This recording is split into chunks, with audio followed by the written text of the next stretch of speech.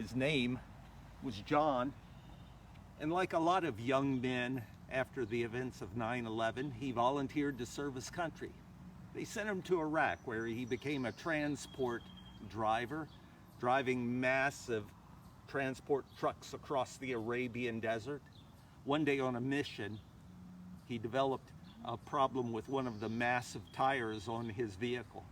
John got out to look to see what the problem was, and an Iraqi sniper was waiting for him. He was shot twice, but survived. They sent him to a hospital in Germany, where he developed also PTSD, post-traumatic stress syndrome. Addicted to drugs, he returned to the United States and just couldn't kick the painkiller habit. One night, in a moment of hopelessness and despair, John took his life. All of us have been touched by tragedies, haven't we? We can mind our own business. We can take care of ourselves physically and mentally.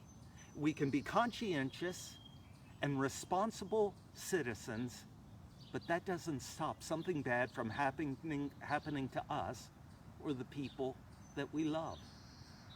Have you ever been driving down a road and someone pulls out in front of you and you can't stop?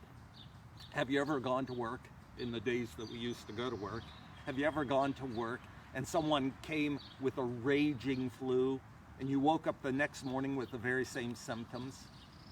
Has anyone ever given you really bad advice on how to invest your money and stupidly you followed their advice? As a runner, I often think of the guy in South Carolina who on one morning decided to take a run on a beach. As the sun was rising, he had his iPod earbuds in, listening to his favorite tunes, and everything was perfect. Except high above him, a single-engine aircraft lost all power. The pilot looked down for a safe place to land, and he saw an open beach. The runner had his earpods in. The pilot couldn't see the runner. Of course, the most tragic thing happened. There's a psychologist that calls these kind of events fines for living, things that we can't control of. You don't deserve it. It just happens to you because you're an inhabitant of planet Earth, a fine for living. There's an old spiritual that goes like this: I sing because I'm happy. I sing because I'm free.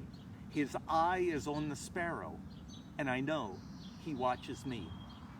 Whenever I think of that song, I think of the iconic Ethel Waters, whose life embodied those words and that tune. Ethel Waters was born to a teenage mother who had been raped. She never knew her father. She never lived in one place more than a few months. She wrote, as a child, I was never loved, never cuddled, never understood by my family. And so at the age of 13, she escaped from her family only to enter an abusive marriage. As a maid in Philadelphia, she worked for $4.75 a week. And yet, at the end of her life, she could sing those words: his eye is on the sparrow, and I know he watches me. Those words come from our gospel lesson this morning, St. Matthew, chapter 11. Don't be afraid.